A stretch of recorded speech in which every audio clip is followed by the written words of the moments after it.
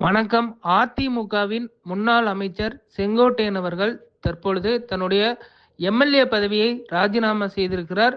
சென்னை தலைமைச் செயலகத்தில் சபாநாயகர் அப்பாவு அவர்களை சந்தித்து தனது எம்.எல்.ஏ. பதவியை ராஜினாமா செய்வதாக தனது கடிதத்தினை அளித்திருப்பது குறிப்பிடத்தக்கது.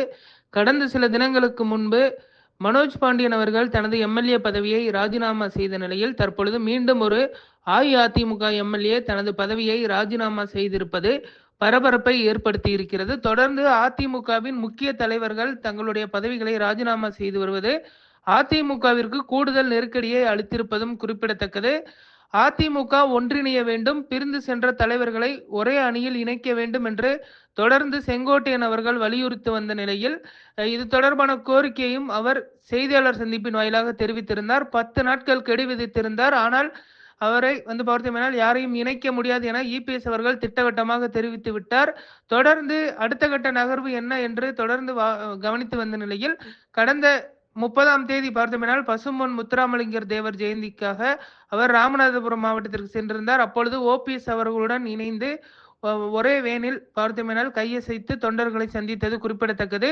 செங்கோட்டையன், ஓபிஎஸ் மற்றும் டிடிவி தினகரன் உள்ளிட்ட மூவரும் இணைந்து செயல்படுவார்கள் என எதிர்பார்க்கப்பட்ட நிலையில் தற்பொழுது செங்கோட்டையன் தாவேகாவிற்கு செல்வதாக தகவல் வெளியாகி இருக்கிறது. தாவேகாவில் அமைப்பு பொதுச் செயலாளர் என்ற புதிய பொறுப்பானது செங்கோட்டையன் அவர்களுக்கு வழங்கப்பட இருக்கிறது. அதற்கான ஒரு முக்கிய நகர்வாக தன்னுடைய எம்.எல்.ஏ. பதவியை ராஜினாமா செய்திருக்கிறார். என சொன்னால் கட்சி தாவல் தடை சட்டத்தின்படி அவர் மீது நடவடிக்கை எடுக்கப்படும் என்பதனால் தன்னுடைய பதவியை ராஜினாமா செய்துவிட்டு முறைப்படி நாளைய தினம் தமிழக வெற்றி கழகத்தின் தலைவர் விஜய் அவர்களுடைய தலைமையில் பார்த்தோமேனால் கட்சியில் இணைய இருப்பதும் குறிப்பிடத்தக்கது. தொடர்ந்து பாஜக தலைவர்களையும் அவர் டெல்லி சென்று சந்தித்தார். நிர்மலா சீதாராமன், அமித்ஷா உள்ளிட்ட தலைவர்களையும் சந்தித்த நிலையில் தற்பொழுது தன்னுடைய எம்.எல்.ஏ. பதவியை அவர் ராஜினாமா செய்திருப்பது அரசியல் வட்டாரத்தில் பரபரப்பை ஏற்படுத்தி இருக்கிறது.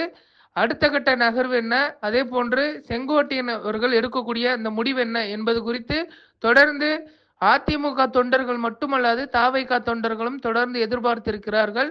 எப்படியாவது செங்கோட்டையனை திமுகவிற்கு கொண்டு வர வேண்டும் என்று திமுகவின் முக்கிய அமைச்சர்கள் இருவர் சந்தித்து பேசியிருந்த நிலையில் தற்பொழுது அவர் தாவேகாவில் சேர இருக்கிறார். தாவேகாவில் அவர் புஷி ஆனந்திற்கு இணையான ஒரு பொறுப்பானது வழங்கப்பட இருக்கிறது.